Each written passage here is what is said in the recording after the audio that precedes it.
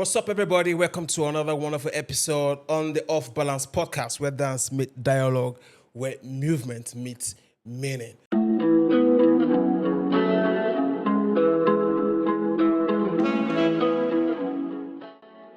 On the episode today, we have an amazing persona, an amazing artist. A lot of us might not really know this guy. It's okay. I mean, no hard feelings, right? But he chooses to just do his stuff low key. He just likes to do low key stuff. And randomly I just bump into this guy. I'm like, Papi, you did Lagos? You're like, yeah, I've been around for quite some time now, because I was thinking he's been coming in and going, like in they come, they go. I never knew that this bro has been around, and this is a VIP, more like a gift to the Nigerian dance industry. The things we want to see, the things we pray for to happen in our lives as dancers, as creatives, as dance leaders and dance pioneers. He has been there, done that, and is still repping the Nigerian flag. All the way. So, in case you all don't know, this is Papi Ojo. Right? His name is Papi Ojo. It is the blue guy in the black is king project, the one that Beyoncé did. All of us, they house that time, right? We were all on lockdown in all of 2020, and then this project dropped. So we all saw it. We all saw this project. And we saw one guy dancing closest to Beyoncé, like the queen, the most talked about. The one that it makes many people they worship Beyoncé, right? And this guy worked hand in hand with Beyoncé. Not just Beyoncé, he has done a couple of stuff for Wizkid, Beyoncé, Janet Jackson, Teyana Taylor, like amazing, like Chris Brown, Davido, like the list is. You see, you hear? The list goes on and on. This is going to be a very wonderful episode. I know a lot of us want to hear how did all of this happen, Facts. from where was it like an audition? So now let's just go straight into it. Papi Ojo, welcome to the Off Balance podcast. Thank you. And then how far? How far now? Ain't me ba oni yo shewa. He's a singer too. How are you guys doing? What's My name is up? Papi Ojo. You feel me? Like he's done a very great job introducing me, but yeah, like I'm active. I'm feeling good. It's good to be here, off balance. You understand? Like, yeah, let's chat. Man, I won't say. Let's even start with what we all know right now. Facts. I mean, what everybody wants to hear. Like, how did you get the gig? Like how was it? But before we go into all of that, like, let's get to meet you, Papi Ojo. Where are you from? Are you from here? Were you born and brought up here? Yeah. Or how far? Let's hear that story before we go right into I was born and brought up here in Lagos, Nigeria. Yes, I'm a Lagos boy, and then I moved to the United States, New York to be exact, when I was 11 years old. Wow. So 11 years old, up until I was 22. When I was 22, I came back to Nigeria like during that December time in 2022 for one of my friends' wedding. Well, one of my colleagues' wedding around that time. And then when I came back, I knew immediately, like immediately I touched ground, and I was there for like a month. I just knew that I had to make my way back here. Like it was like a soul calling. Like you have to go back. You have to go back. So like when I went back to the United States, I started to prepare myself to make a move back here. So last year I moved back to Nigeria. So I've been going back and forth. So like I do go back, but I base here now. I base here now. Wow, interesting. So it was the dirty December you came for in 2022. Yeah, no, so I won't not really that December. I came for the weddings because I was on the wedding. Then you were blown. You just did see things. Yeah, I was just seeing things, and I was seeing things that align with what I want to do. You know, like not that things were not aligning with me in New York. Things were aligning, but things were aligning. Like I don't know, it was like a spiritual thing. It was like a lot of things that I really want to do. A lot of things I want to accomplish in life. Some sort of connection. Yeah, exactly. Everything I want to like achieve in life. It just felt like I needed to come back to the roots and reconnect and really like understand, especially like with my music and what I want to do with my music. I have to be here to really understand the day-to-day struggle, understand the day-to-day like movement, understand what it means to be a true Nigerian. Not that I don't know what it means, but obviously like when I went to New York when I was pretty young, 11 years old, so like obviously everything is diluted. Yeah. So I felt like I was lost and disconnected in a way. So in order for me to really like understand what it means to really like be be a prideful Nigerian. I needed to be here to like see it, experience it, live it. You know, so. So was this like a decision you kind of like how long did it take you to think about this and make the decision to say I'm coming back to Nigeria?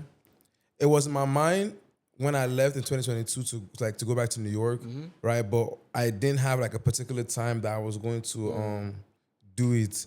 But in 2023, December of 2023, like I was just in a very low emotional, like, I don't know. I was working a 9 to 5 job. I was working at a bank. Wow. I was working at a TD bank. So it's like, being a creative, you have to understand, like, what people don't understand is like when you live in New York or like places like abroad, right? You get wrapped around in the 9 to 5 system. To want to do what you want to do is very, very hard, because once you're done with work, you're commuting back home.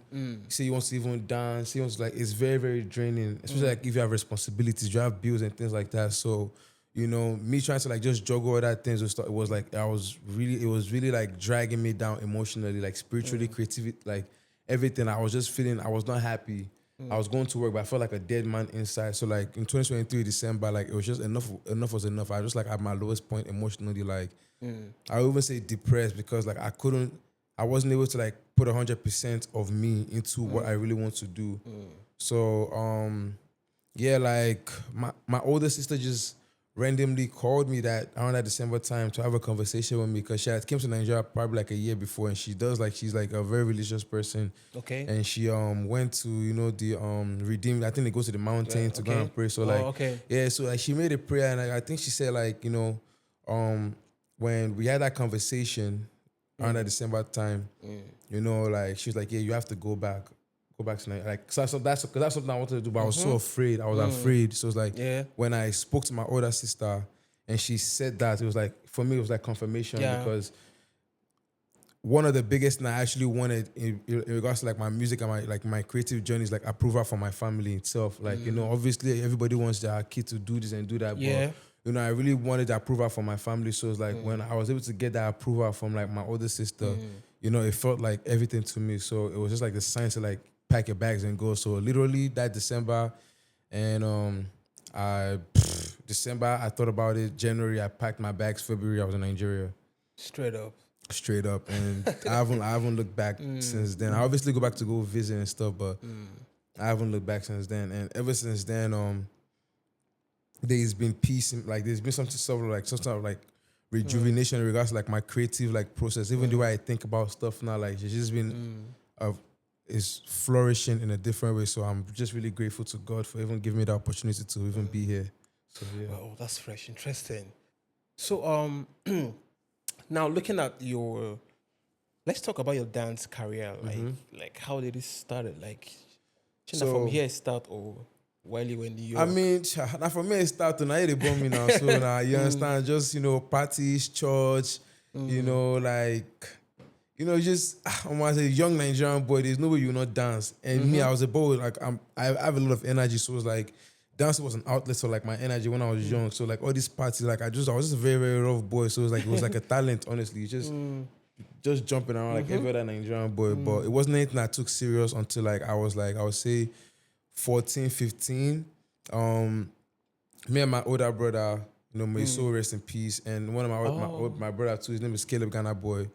We started just dancing at the church, the Apostolic Church called Divine Angels, just like dancing. Where? Not in Nigeria, in New York. I was 14, so in New York. Yeah. So it was just dancing part of Divine Angels, this church, as it is now. You grew up in the church, so but we had a connection. Me, my older brother, and that boy, like we just danced together. So time went by. We decided to form a group called AVO Boys. AVO was Africa's very own boys. Wow. Yeah, so AVO Boys then became an household name in New York, because we started doing dance classes, like parties. Great. Like Nigerian Independence Day. There's nothing happening in New York that you not see AVO Boys. We really became that in New York. So it's like we became like pioneers of like Afrobeat dancing and things in New York. And it was very short. Like it was like maybe like one and a half year that AVO Boys started, that my older brother passed.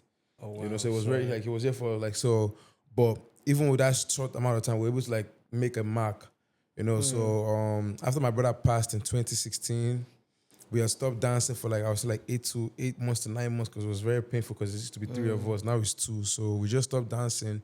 And the thing that really brought us back to dancing was the fact that we're like, well, Sadoo really loved dancing. And one of the reasons why I even loved to dance in general, like, because people would think that dancing is like my favorite thing to do. No, like dancing was like my least favorite thing to do out of everything. One It's just of like, them. it's just one of like, if it's like soccer, you know, like, and then dance, you know, then soccer, everything, like, and then dance was like the last. But I really loved dancing because it was with my older brother, and like that was something that we really bonded over. Like we really bonded over dancing, so I really loved it. So when Sadoo died, there was like I kind of lost a lot of love for dance because it became very, very painful. So in 2018, because he died in 2016, 2017, we didn't really dance much. In 2018, like the beginning of 2018, God just opened the way for us with the Grammys. That was what we did, the first big ever major gig that we ever did with like TV after Sadoo passed. Because before Sadoo passed, the biggest person we worked with was Banky W. Oh, wow. Like, yeah, exactly. We used to dance with Banky W like in New York. So we go to like New York, Boston. Yeah, he used to come over there whenever he had shows. Okay. We'll call the AVO boys, we'll be his backup dancers, you know. Great. So Banky W was like the first big major artist we worked with. And then 2017, we didn't dance much. 2018, the first thing we did was Grammys with Rihanna for Wild Thoughts, like the wow. Yeah, you know, like that was not like she was doing the guara guara. I kind of went. Yeah, so it was me and my dance partner, Ghana Boy, that helped like choreograph that Afrobeat aspect of it. And then, you know, yeah, I mean, after that, you know, everything is hype. Everybody will be happy for you. You know, we just still kept just teaching our dance classes normal. And then God just happened to open the way for Janet Jackson. So we then got the chance to work with Janet Jackson for Made for Now. They wanted to add Afrobeat into like one of the music videos called Made for Now. You know, so obviously word goes around in the industry, you know, like, okay, who are those boys that help Rihanna? You know, like, you know, you have colleagues, you know, and then that's how Janet Jackson came around, Made for Now with Janet Jackson. We did a little mini tour with her too, like with Jimmy Fallon, Global Citizens Award. Like, yeah, it was crazy. Like, it was just... You guys went to Jimmy Fallon's show. Yeah, we went to Jimmy. Yeah, it was crazy. It was wild. And then like out of nowhere too, that was when Teyana Taylor like job came around. And then, you know, it was just like rolling. But you know, with dance, dance is a wave, you know, like you could be hot like this now. You get like, the next if thing. they'll book you, and then maybe it's like an off period and you don't dance again because like there's no much award shows, there's nothing going on. So you know how it is now as a freelance dancer. Yeah. So, you know, that was like just, you know, the big major things we did, Grammys, then Janet Jackson, and then Beyoncé happened, you know, like, yeah. I mean, that's like what we're all waiting for. Like how it was a build up. Honestly, it was a build up, and it's just a testament of like not obviously like a testimony of not giving up and just even through the pain, push through. Because we actually came back to dancing to use it as a way to remember Sadoo. So it's like, we shouldn't just stop dancing because he really loved to dance. So it was like something that we used to remember him all the time. So that was the reason why we even came back to dancing. Then look what God did with that. And then just, you know, we're dancing, whatever, like, you know, we're still doing our things after like that. And then if you remember, the first song that came out on that Black is King album was called Spirit. Spirit, yes. Exactly. Spirit came out first before the whole thing happened. Yeah. So what happened was, like, I had got a random DM, like, let's say like a summer before everything started, like before we got booked for Spirit, like already like a year before, like 8 months to like 12 months before. Wow. From a random white guy. Like, hey, can you, like, I know it's crazy. You know, as a freelancer too, you know all these things, like people will hit you up like, yo, come and dance, and they will not follow up, or it's just people will just be playing with you because you're a freelancer, you're not represented by an agent. So like, you always have to like sift through who is serious and who is not serious. So this person was just like, yo, clear your schedule. Can you please be available at this particular time? Me reading my DM, at that time I was working at a shoe store called Aldo. So I was still a shoe salesman. While dancing on the side, I was still working my 9 to 5, like, you know, and I was still in school then. So I was like, I was going to school, working, and then dancing. So I was just juggling many things at the time. So when I got that DM, it was like, oh, please clear your schedule. I just looked at it like, yo, like, okay. Obviously, like, I'll respond back because it's a possible. But that's like 8 months. Yes, it wasn't close. It wasn't close. That's how you know these people are very deliberate. So like, it's never a mistake that something happens on any of these things because like it's probably like a 2-year project. Like they probably like had it 2 years ago. They've probably just been building it brick by brick to when they really want to do it. So it's like, so they've contacted us like a while before we even. So yeah, so I'm looking at the text like how am I gonna tell my work that please next year or around this time, please give me this day off? Like it doesn't work like that. You understand? Like I don't even know if I'm gonna be here. I'll even still be working here at that time. So I didn't really take it serious. Fast forward to like one random blessed day, I was in the gym and I just got a random call. Cause I obviously get my contact and stuff like that because it's a possible job, it's possible money. So you just don't turn it down. You just, you. Did the person mention that it was Beyonce? They will never mention it. They will never mention it. Like even they will never mention it. Even like whenever like they do all this casting call and stuff like that, they will always put like a proxy name on things like that. Like it's never the name. It's never the real original. They will put like something. Random. So they will never mention it, because security wise, you might be a blabbermouth. And Beyonce is a very huge star. So like if you go and open your mouth in the dance community now, people are crazy enough to like, book their own flights uninvited. I'm telling you. Yeah, so it's like, so just for security reasons, they will never mention it. So so right that random day, I was just in the gym, Like I even still have videos of when I got that call. Like you should see me. You say, oh my God, like the guy just called like, hey, can you make it to LA tonight? Like, I swear. Like, basically I never talked to for months. Randomly, just like that. Called my phone. Like, hello, like, hey, do you remember we had a conversation, blase, like, around this time? I went to my DM to go and check. I was like, oh, shit, yeah, I remember. It's like, yeah, can you and your dance partner, like, get on the flight by 8 p.m. tonight? I'm like, 8 p.m.? What? No, we cannot get on the...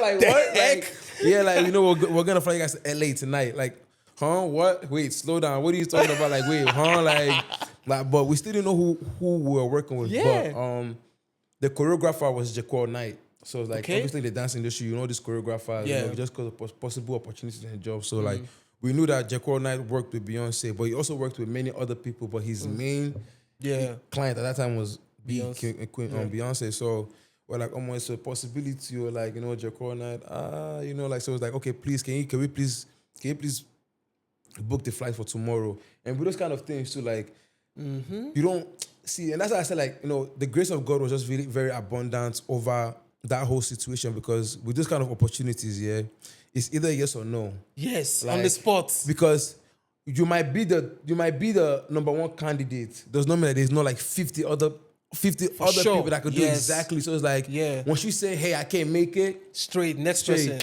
Yo, can you make it? You understand? Like, because everybody's replaceable, but like, I just believe that God really wanted this for us, for AVO boys.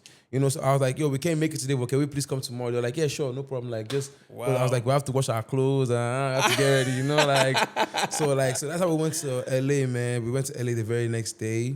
We landed in LA straight to the studio. At this point, we still don't know who we're working with. I'm telling you. Like, this is my first time in LA. Yo, this is my first time, like, even talking about this is bringing so much memories, because, like, I don't really talk about this much, My first time in LA, I'm like, 17, 18 then. I'm so young. Like, I'm like, yo, I'm in LA, man. I'm in Los Angeles, baby. Like, we got down from the airport straight to the studio. I'm seeing all these faces for the very first time.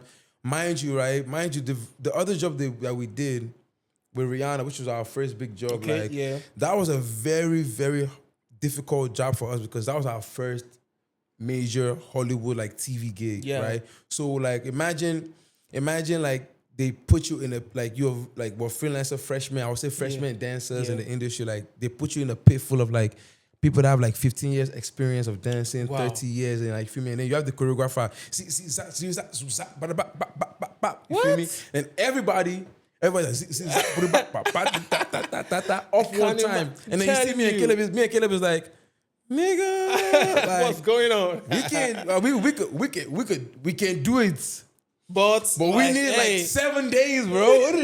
Are they kidding me? Like, feel me? But it's like, and so that whole like tension, you always remember like that pressure, because like it almost broke us. So I won't like, because we cried.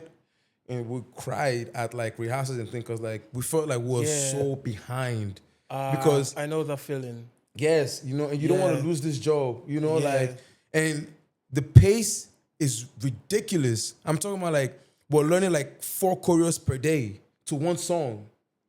That type of like fast, like Paris Goba will come, you know, that was a choreographer. Paris Goba will come and Tanisha Scott, like they will come, they will create a whole choreo.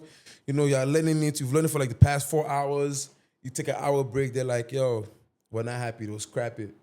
Like, we have to learn a whole new thing. So like that whole tension, like I still remember that whole how I felt. So when I got to LA, like obviously like it's there, the pressure, like, yo, I'm about to be in another camp full of like experienced dancers. You don't know what's gonna happen. And you guys were just freelancing, dancing for passion, you know. Exactly, but this is where like when something is for you, it's for you. Yeah. Because even with that like Rihanna job, right?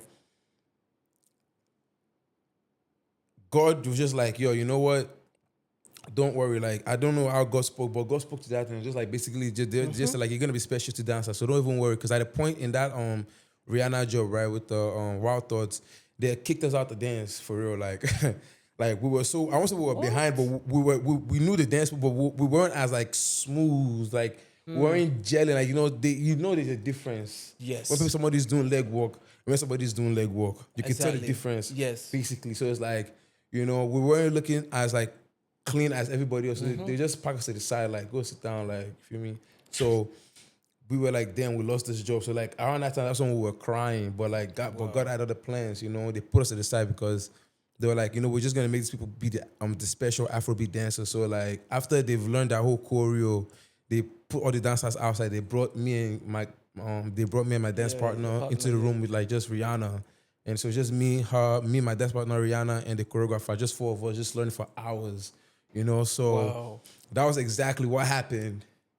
In that Beyonce situation, again. Like God was just like, hey, y'all thought like you're different. Don't worry, like I brought you here for a reason. So it's like, be still, peace. Like don't worry, this is for you. Like so, it's like when we got there, obviously we're learning every other thing because there's gonna be parts where we have to be part of move this together. Thing. But exactly, but when we got there, like although we were the least experienced, but we were the most cherished.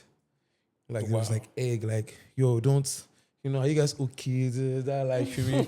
I'm like, I'm in LA, baby. Like, stop playing, baby. Like, it's like, so so that was basically the experience that happened. They brought us to Spirit, just come and show Afro movements. So we weren't even supposed to be on the project. We just came to show Afro movements, so how they will put the Afro movement in the Spirit. Yeah. So basically that's what it was. But like, we ended up being in the music video. That was supposed to go for like 2 weeks. We ended up being there for like a month or 2 months. Yeah, exactly. We go back to New York. Black is King drops, right? Obviously the project is bumping. Yeah. Me and Kayla, we fell in love already, like right away. So we teach a dance class to already. You understand? Like straight up. We teach a dance class to already. I guess like Beyonce's camp, they saw it and then they brought us back. So it wasn't a guarantee like, you're gonna be part of the Black is King project. No, it was just we booked you for Spirit. You're done with Spirit, go back. So we were done with like Beyonce around that time. So it was the dance class we taught that they saw the choreo that we taught to that dance class. They're like, we need this. So they called us back on camp.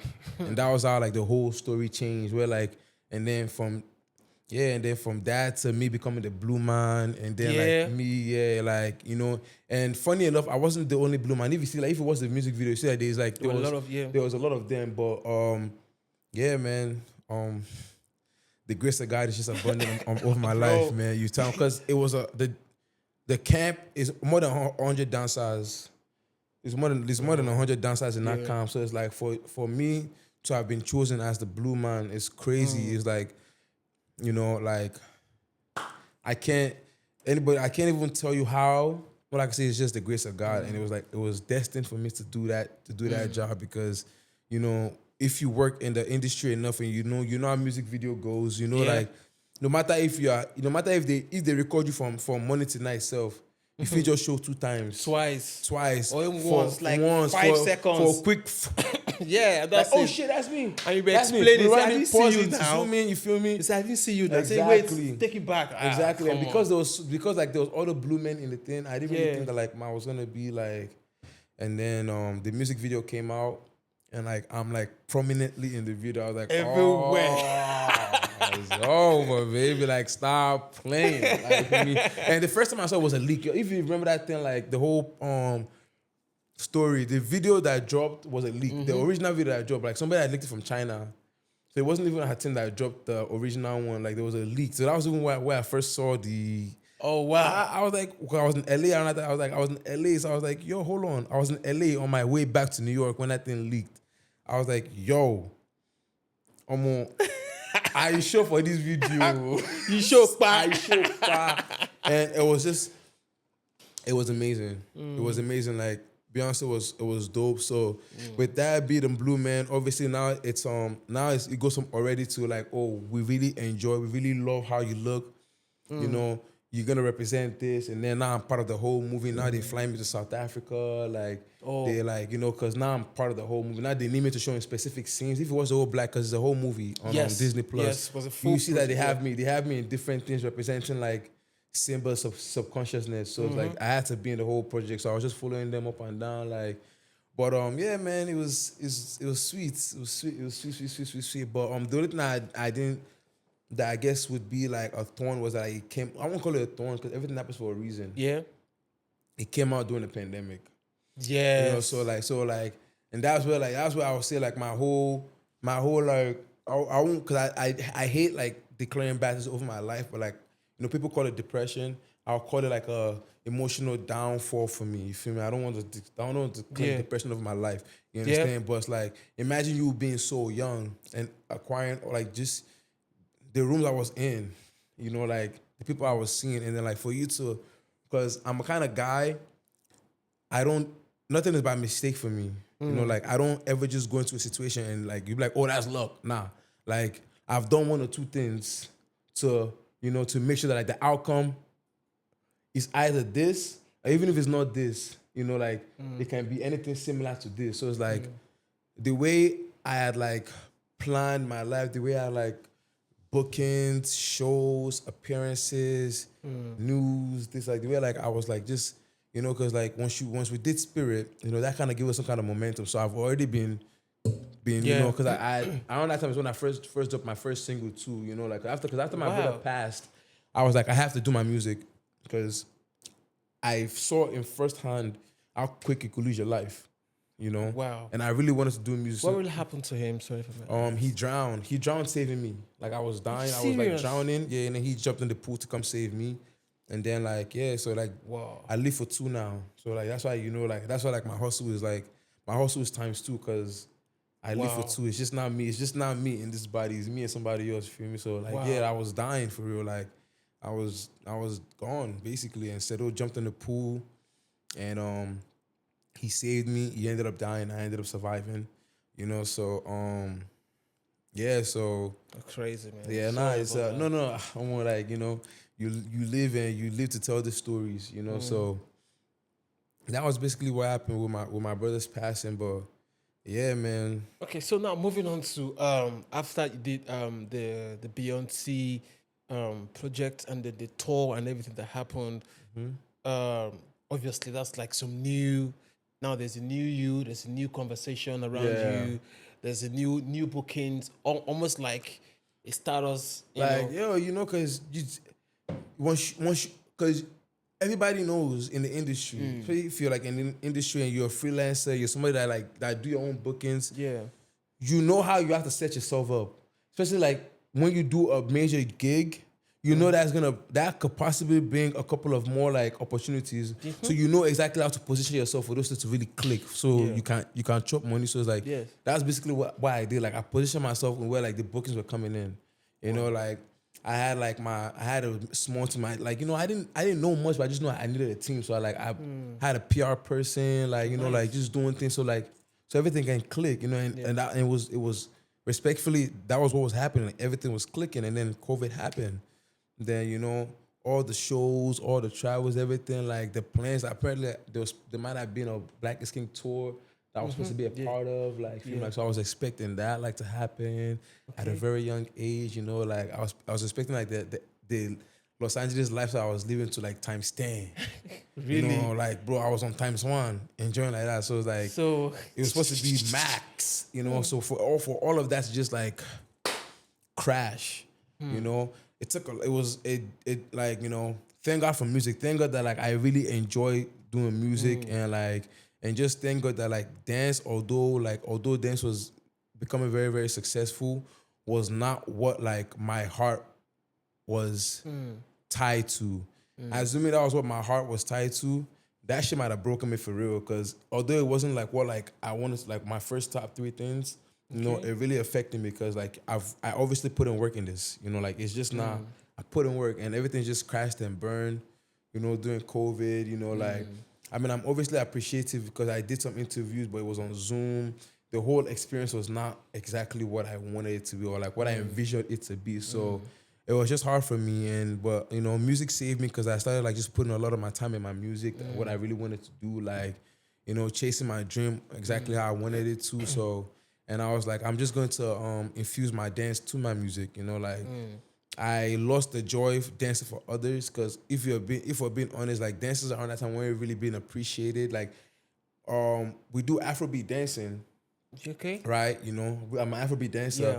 right? But the only place I really felt appreciated was when I worked for Hollywood dancers, except for Banky. Like Banky really treated us well because that was like our first like, you know, and so like you know he did Felt like he- this yeah. connection to the soil, you know, Yeah, that's your own exactly. Nigerian blood, But sort of. you know, but like whenever we work the Afrobeat artists then and stuff, like dancers are not really appreciated with like Yeah. you know how it is. Yeah, Like they're yeah. not really, so it's like when I weighed my options, like, you know, I'm a dancer. Although I have social media platform, people know me in the streets, but I'm broke. Like I'm dancing, like we're not really being appreciated financially. Like, so what is the point? Like, you know, like, you know, that was the conversation I was having with myself. Like, you know, because like, yo, like people expect you to be this. And I imagine I'm young, you know, so it's like people look at you at a different kind of like Level. They expect you to have this kind of money because you've done Beyonce. Like, so like the pressure, I didn't know how to, that pressure was like kind of killing me because like I would go to different events and people would be using some kind of eye to look at me because like, oh, you should be, you know, they're having some kind of expectation, like because they don't know. And it's like, yo, like, bro, hold on, my nigga. Like, I did not become a millionaire dancing for Beyonce. Like, stop expecting this. Like, you know, like it was just like, you know, it was hard for me to maneuver. You know, and it's COVID. You know, like so it was just very, very difficult. So I just kind of like it made me lose the love for dancing too in a way because it became it became like performative in a way. Like I had to be in different places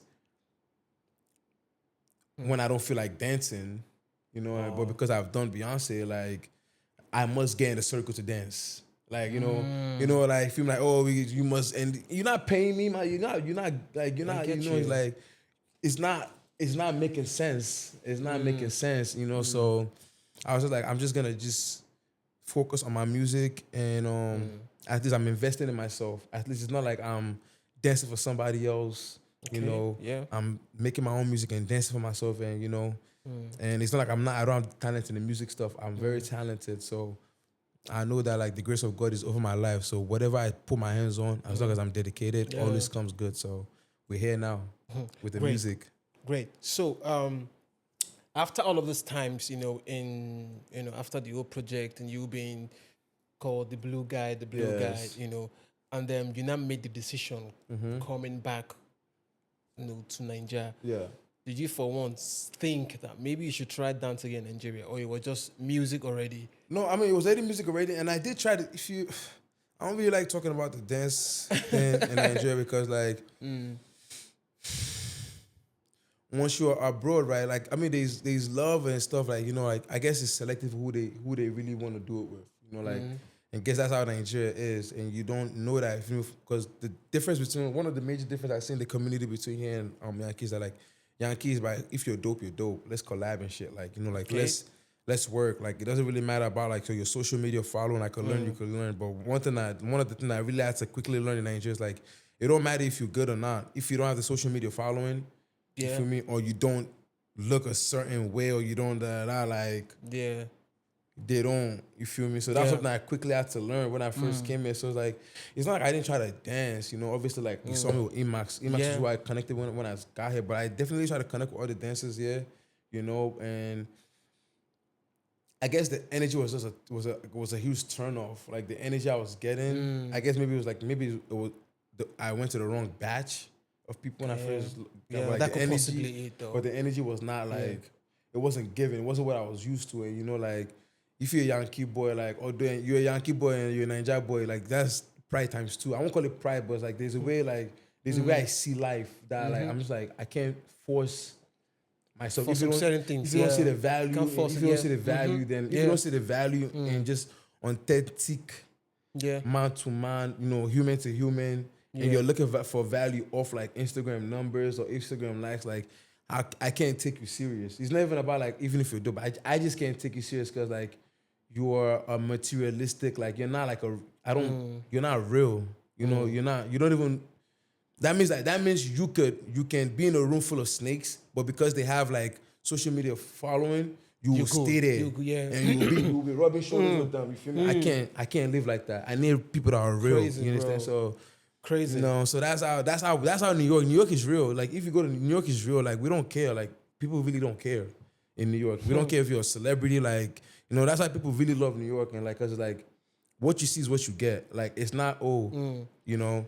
I'm talking to you like this, and then behind your back, I'm doing this. Nah, if I don't like you, I don't like you, and you will know. Straight up. You will know straight Realness. up. It's realness. So it's like, there's no confusion. Here in Nigeria, the spirit of confusion is plenty. Because like, no, it's true. Because like, Very true. You think they Very like true. you. You think they like you the whole time is only because you got some kind of Instagram following or because they know you got something coming up. You feel me? And they will still go talk shit about you behind your back. You know? So it's like, it's very confusing. So like, with that being said, I decided to like mind my business, and whoever like I meet along the way, I meet, you know, like naturally versus like, you know, because something I learned here too is like just the act of like reaching out to people. I don't know, like people here just like they like the whole idea of like, you know, respect. Like I feel me like you must respect them. You know, he was on a wrote me first. You know, like he wrote me first. Like, you know, that kind of thing, like that kind of like, oh, like you have to reverence them, like, you know, like respect. You know, like you have to kind of like you have to show them and like, bro, like hold on, bro, like you're just dope, bro. Like you're just dope. Bro. Like why do you need me to lower myself to you to then feel like say like though like you feel like it's just it's crazy. The worst part is you know greets me. Oh, like I see him now. You know, I see him, and I'm not, and I'm not bugging. Hey, it's really, and that's why you see like there's some sort of like I'll call it like divide. It's very in it's like I'll call it luxurious dancers versus I'll call it luxury dancers versus the rest of the world or the rest of the dancers. Or the rest of them.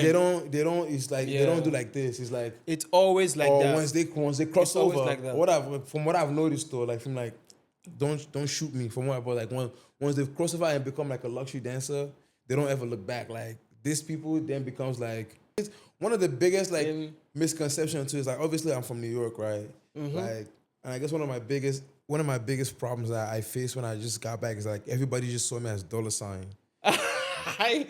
Bro, it's rich. So like, and at first it was very, very annoying, which was one of the reasons why I couldn't like collab with people because like it's never a collab. It's always like, oh, pay me. You know, like, hey, let's collab. Oh, dollar sign. Nah, bro, pay me. No, I'm not paying you. Like, is it we're collabing or we're not collabing? Let's like, do something. I'm not booking you. Like, feel like you see value in what we're trying to do here or not. But it's like, but then as time went on, being in Nigeria, I understood why everybody wanted to like pay because it's tough out here. Feel me? It's like yes, it is. You can't be coming outside for free. Feel me? So I really understand, but still, it's tough. Still, Especially regardless though, there has to be a balance. You know, it can't be. You know, like let's give like, some grace. Like I thought it's fine. I can do that for you. I mean, exactly. That's also it won't change it. It won't kill you. Right? No, they don't do that shit. Being kind of they're not no, doing but that. we have some people. We have good people. Yeah, we have good people. Yeah, in as much as the industry is kind of like crazy, but we have some good people. Some very good people that will tell you. You have to build that relationship. Yeah. You have to build that relationship. Yeah. But how's music been? Music has been beautiful. It's been amazing. I'm having a good time. You know, like I always call myself, I mean, I'm no longer a freshman musician, but like I would say I'm very new into the game because like I dropped my first single in 2019.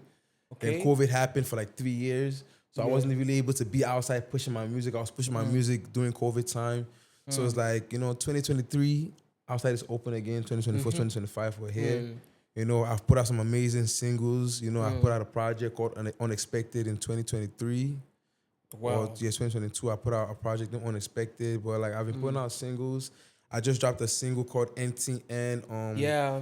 Like on the 14th of this month, and yeah, it's going crazy. It's like I love the song, and I'm getting better. Like all I can say is that, like, you know, you're not your best version of yourself when you first this music stuff. So it's like I'm getting better, and like I love the growth in regards to like the fan base, in regards to like the type of music I make, and just everything. I love the growth, and I think the part I love the most about music is the process, the journey, like Exactly. the fact that I'm getting better, the fact that I'm seeing that I'm getting better, my music is getting better. Like I love that because like it's evidence of the work you put in, you know. So yeah, Man, so far so good. I would say that, especially when I heard that guy that danced to Beyonce, he's a Nigerian, Papi Ojo. Yeah. I'm like, wow. So people thought I was Ghanaian. So ever since then, I've been following.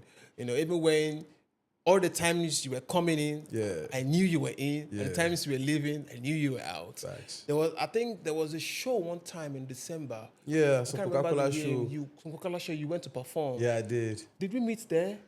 I'm not sure, but I saw maybe you. I performed on stage. I remember that the MC was like, Beyonce dancer. I'm like, like, I was only dancing in that space. Yeah, he's a dancer. I know him. Yeah, like the crowd. You know, the crowd only loves you on like that's not about like the crowd only loves you online. Like I said, Nigerians only like we love it online. Like we love to see it online, but like when in real time, they don't really like. It's hard. It's hard, yo. It's hard. Like, it's really hard. You know, you have to like really. They only love it online, like, but like them. in real time, they just be like, "Well, go shit down, more artists that day." Like, you know, like you came and you did some dancing before you did the music. I think I remember. I think that was like 3 years ago, 2 years ago. Yeah, like that was the first time I came back doing that, like 2022. Yes, I remember. I was on stage. I said, that's my guy. Let's go. Yeah, nah, that was crazy. That was like, I loved it though. Like I loved it performing on stage, like just performing for Nigerians for the very first time. Like, crazy. It felt really good. Like, and I had to just come back, man. And well, so far so good. So far so good. I know that you're proud of the growth. I mean, this song you just dropped now, NTN. Amazing. It goes crazy. Yeah, it's a song you hear one time. Have to hear it. Hey, NTN goes crazy. Go stream, like, enjoy. Good crazy. Song for real. Good song. Yeah. Like so, is this like an EP coming up or? We'll see, man, because music is expensive, bro. Music, Cha. For real? Music is expensive, you know. That's why you have to love it to do it. People look at me like, like, why are you doing music? It's so expensive. Dancing is way cheaper. I'm like, yeah, but I love it though. Like, I love it because I don't know, man. Yeah. I can't explain why it's the love. It's always like that. You always can't explain. I don't think it's something you can explain to layman because I can tell you why I love dance. I can tell you why I love dance. I can tell you why I like to dance. You know, I loved it because obviously, like I was close to my older brother. I loved the social gratification. I loved that I was young. I used to love the attention that dance got me. You understand, like the girls, all that. So I used to love it. You know, like I'm young, you know, I'm doing best everywhere. I'm shaking legs everywhere. I shake leg like these girls before. I shake legs. I used to love it, but as you grow older, like, you know, like you start to realize, like, and something that dance also did. Dance brought a lot of fake people to my life. You know, like dance brought a lot of energy that I probably shouldn't even invited in my life because, like I said, dance. I was young and I was like getting it. Like I was young in New York, like I was popular, so it's like. Many people just came around me, people who didn't really like me for real, people who just wanted to use me for the clout, this and that, you feel me? Like, so like, once I started chasing the music, and I was no longer like doing the dance stuff, and like, I was no longer like enjoying the perks of like being like, feel me? And you know, that's when you start to really see people's colors change. Like, yo, like, Papi, are you going to this party? Nah, bro, I'm not going. Oh, Papi, you know, usually before like, Papi, are you going? Yeah, I'm going. They'll follow along, they'll tag with me. Because they can't get in. Yeah, but you can get in. I mean, they're not lit. Respectfully, they weren't lit. They feel me, but I'm lit. You feel me? So, Papi, are you going? Yeah, I'm going. They'll pull up on me. Feel me? Like, no man. But nah, Papi, no, I'm not going. Oh. But yo, I got this going on. Will you come? You know, and then you start to like really see the energy of people like who were just around for the good time, not because they really wanted to support you. You understand? Like. So, you know, it was a rude awakening, but you need this kind of experiences to know the kind of energy. Like without these experiences, I wouldn't know who to be around, who not to be around. You know, like now I could tell. I could just tell when people are just around for the good time because I've experienced it. I know what it looks like. I know what they look like. You know, so we thank God for the growth. All right. So, because we'll be running off soon. Looking at NTN now, are you signed to any record label, or you're just doing your stuff, still Nah, freelancing by yourself? I'm not signed. I'm trying. I mean, I won't say I'm trying to get signed, but I'm looking for sponsors. Wow. You know, like if you're out there and you're looking, just listen to my catalog. I'm looking for sponsors, people that are like going to like, because I said music is expensive, and I've been doing it alone for a while now. You know, but I'm at that stage where like it's time for me to go to the next level. In order for you to go to the next level, and you need that capital. You need the backing. You need the money to. You need the money to really like, to really bring out the idea you really want to do. Like, cause like as a dancer and somebody who like I also say I'm also a creative director of my own rights. Cause like I see the ideas in my head and I try to play it out. Like I've never been the type to do anything small. Like the spirit in me, whenever I think of an idea, it blows up. Like it starts small. It might be like a small idea, like, but then it starts to get bigger and it grows to like a whole production. You know what I'm saying? Like, and that's how my mind works. And in order for me to really execute what is in my head, I need the back end. I need the dinero. But like so far we're gonna do it the way we could do it. We're gonna like use our surroundings. We're gonna use what we have to do what we can do. But you know, but hey, if you're listening out there, you look to sponsor a dope artist who's gonna make your money back like this. Papi a nigga who could dance, Papi got the act. swag. Papi got like, the lyrics. Don't Papi worry. got the like, you feel me? We got it. Like, you know, if you need like, is it dancing? Is it acting? Is it modeling? Is it singing? Like, is it anything in the industry? Like, it's a whole package, you know. So great. So, are you here alone, or you have some of families that still here? I have family here. I have family that I see that come to visit. Like, shout outs to my brothers. You know, my sister, my family. Shout out to my family here too. Like they've all been very, very supportive. You know, and I wouldn't be doing this if I didn't have their support for real. So it's been great to see that they believe in me. Yeah. And apart from me believing in myself, so I have a very strong support system. So shout out to my family. I love you guys, man. You guys are like everything to me. I also believe in you, Papi. Yes, I really appreciate that. I also believe in you. So this is what we can do, and to support our own, let's hear your story. Let's have those conversations. Yes. And so now that NTN is out, what is next? Hoping to get booked for December. I want to get booked for December. Like, yes. So if you have connection or whatever, let me know. Like my DMs is open. I'm open to get booked. You know, like I'm open to grow a team. You know, so I want to grow like my team. Right now, I only have like my guy Terry, who's been taking my videos, my producer right there. Oh, you know, great. Like feel me, Sound Dilla, Shady Money, who's my producer. So I'm trying to just build a whole team, like to make this, to make like a genuine people, not people who are just here because you know, like you try to work with people and they're like, oh, am I gonna be on salary? Nah. You know, you're not gonna be on salary, but you're gonna be on salary once the money starts. Like once the kind of money we're talking about starts to roll in. You feel me? But hey, like, we're active, we're doing it, we're alive, we're pushing, Amazing. The music is beautiful. Great song, NTN, great song. I mean, we're still vibing to it. Yeah. Amazing song. And thank you for showing up. Thank you for all that you've done. Thank you for your sincereness in telling the story. I'm very sure your brother is proud, seeing that you're holding it down, living for two. Shout out to you, Sadoo. Yeah, and sorry I didn't ask you, how about your other partner after Ghana Boy? Yeah, the Ghana Boy he's out there in New York. He's doing this thing. He's still dancing.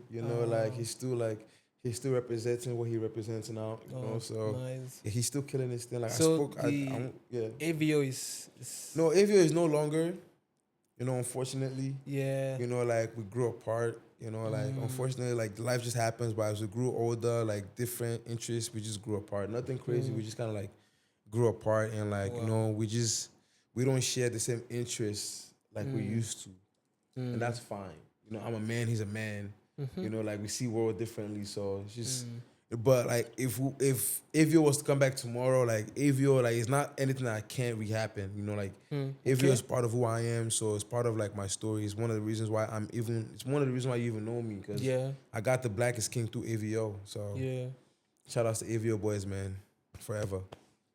Okay. You know. So get on. I want to ask another very funny question. Yeah. So do you still have like a good contact with some of the clients like Rihanna, Beyoncé? So you don't ever have the contact of all these artists, but you always have the contact of people that like booked you. Close, yeah. People that saw what they saw and they booked you. You know, like So like, and that was one of the funniest things to me when I first came to Nigeria. Why like people would just like not want to work, cause like for real it's about who you're following, who follows you versus like how many numbers you have. You know, like you could have 100,000 followers and they're all dead followers. You know, you might get the likes and stuff, but like nobody in that 100,000 followers is able to like, get you into Hollywood. And me, I could have 50K followers or 2K followers, and I have 100 of those people who like with a phone call, I'm in there, and that's what I got. You feel me? Like I have like, you know, I might not have the biggest following in the world, but like it's a heavy follower, man. Like the people that follow me, they're the people that matter. The people that matter, they're on there. You know, like producers, movie producers, like artists, like just like people like industry people that don't have followings. Like when I did Law and Order, which was like something that shocked me, and this is the reason why like I don't look at Instagram. I don't look at numbers because it really doesn't matter. When I did Law and Order, when I booked the Law and Order gig as an actor, you know, I got pretty cool with the producer of the set, you know, and then we followed each other. When I followed him, he only had 243 followers. They're always like that. He has 243 followers and follows like 1,009, people like that, right? they're always like that. But this man is the producer for Law and Order. Do you know what? Like, you know how big Law and Order is? They have about 28 seasons. Shows don't go that long, like. So it's like, you know, it's about who's following you, you know, like so, and you know, but. We're active though, you know. Like I said, like I love the dance community in Nigeria. Like I'm always watching and learning and trying to soak things in. Yes, you have to still and also stay with us. I mean, no, I'm still there. I don't post as much videos out there anymore because like I won't say I don't. It's just like dance is dance. I have like my personal like relationship with dance, but you know I still love dance, but I love dancing to learn. That's why I was telling Max the other day. You like, said you wanted to go for the classes. Classes. I like to just learn. I want to just come learn, like, because I'm a student, you know, like, I don't know it all. I want to learn. Like, all these boys, all these mainland boys, they dance past me. Whenever I see them, whenever I see their legs, I'm like, God. It gives me anxiety because I'm like, then they will see me and they'll say, Papi Ojo, come on, battle this boy. And I'm like, are you kidding? You want me to battle this guy? Are you kidding? You see his legs? You saw how fast that, you know, but I'm still connected to dance. I want to take more. So like if you do dance classes, let me know, man. I like to dance, so I like to like come take classes. I like to learn, like I'm not too old to learn, so. All right, great. Thank you so much, Papi Ojo. Thank you for your time. Also to your team members that are in the studio with us. Thank you so much, and we will continue to look out and see how far we are going together and cheer each other up. Facts. And say all the well done and congratulations. Because I know for a fact that it can only get better. It can't get worse. It has to get better. It can't get worse. It can't get worse. It can only get better, bro. So long as you put your mind to it, it can only get better from here. That is one thing that I always believe. And so that's it. Thank you, Papi Ojo, once again. Thank you so much. We'll see you in the next episode. Like, share, and subscribe. And remember, stay hydrated. Drink some water. Yes, so, and follow me on all platforms, Papi Ojo. Yes, follow him, Papi Ojo, everywhere. _OJO, yes, you know. And stream NTN. Be out of here.